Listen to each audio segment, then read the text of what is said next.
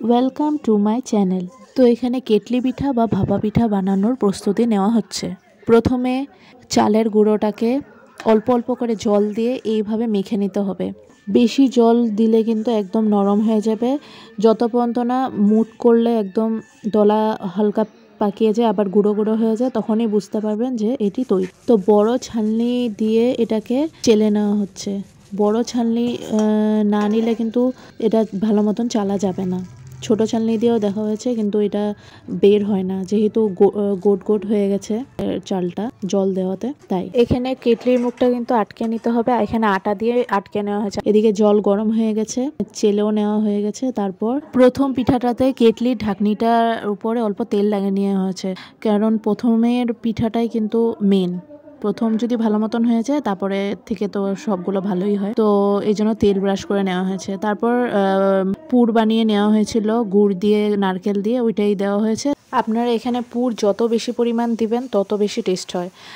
প্রথমে দুটো পিঠাতে এভাবে পুর দিয়ে দেওয়া হয়েছিল, তারপরেরগুলোতে অল্প গুড়ও দিয়ে দেওয়া হয়েছে উপর দিক দিয়ে। আপনারা চাইলে দিতে পারেন, তাহলে মিষ্টি মিষ্টি হয় আর খেতেও ভীষণ ভালো হয় মুখে পড়লে। কটন পরিষ্কার কাপড়ে কিন্তু নিতে হবে। তো এইভাবে কেটলির মুখটা এইভাবে ঢেকে দেওয়া ছিল। প্রথমে উপর দিকে ঢাকনি একটা এক্সট্রা দেওয়া হয়েছিল, কিন্তু না দিলেও হয় এটা। তো প্রথমে এখানে ধরে দেখা হচ্ছে যে জিনিসটা শক্ত হয়েছে নাকি। তারপরে দেখুন কি সুন্দর ভালো মতন হয়েছে। কিন্তু এইভাবে নামিয়ে গরম গরম অবস্থায় কিন্তু বেশি নাড়াচাড়া করলে জিনিসটা ভেঙে যাবে। যেহেতু প্রথম গরম থাকলে নরম থাকে, কিন্তু পরের দিকে কিন্তু শক্ত হয়ে যায়, সেটা ভয়ের কোনো ব্যাপার না। তো এইভাবে প্রথম পিঠাটা অল্প খেয়ে নিলাম, টেস্ট করে দেখলাম ভীষণ ভালো হয়েছে।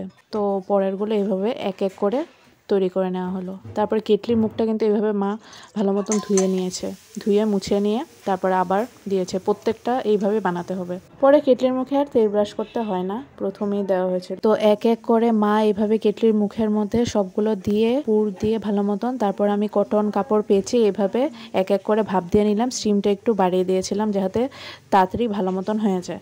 স্টিমটা কিন্তু বাড়ানো অবস্থায় থাকতে হবে, না হলে কিন্তু পিঠাটা হবে না ভালো মতন। আমি শুধু নামানোর সময় স্টিমটা কমিয়ে দিচ্ছি, কারণ হাতের মধ্যে ভাপটা না লাগে। আপনারা এইভাবে করতে পারেন। পরে কিন্তু স্টিমটা মিডিয়াম থেকে একটু বাড়িয়ে দিতে হবে, তারপর একটুক্ষণ পরেই হয়ে যায় পিঠাটা, বেশি সময় লাগে না। আমি আবার বলছি, গরম অবস্থায় কিন্তু বেশি নাড়াচাড়া করবেন না, পরে ঠান্ডা হলে ধরবেন। ঠান্ডা হয়ে গেলে জিনিসটা শক্ত হয়ে যায়। দেখুন কত ভালো হয়েছে, খেয়ে দেখেছি ভীষণই টেস্টি হয়েছে। আপনারা এইভাবে বানিয়ে দেখতে পারেন।